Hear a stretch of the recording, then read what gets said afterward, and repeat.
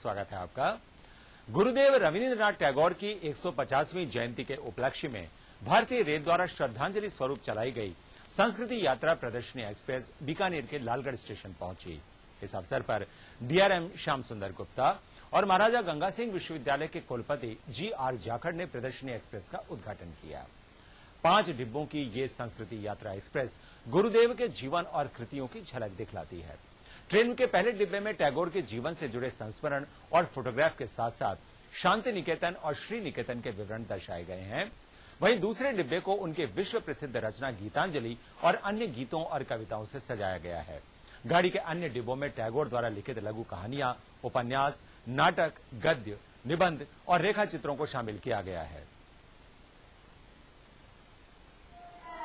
तारीख से लेकर और 19 तारीख तक और सुबह 10 बजे से शाम को 8 बजे तक ये सभी पब्लिक के लिए प्रदर्शनी ओपन रहेगी। टैगोर के ट्रेन के माध्यम से अपने जीवन का बहुत ज्ञान प्राप्त किया।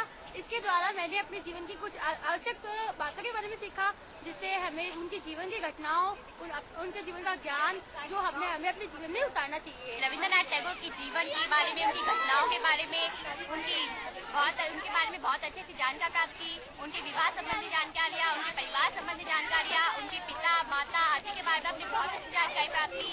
खासकर उनकी माता के बारे में हमने यह जान प्राप्त किया कि उन्होंने ब्रह्म समाज को अपनाया, जो कि एक अलग समाज थी।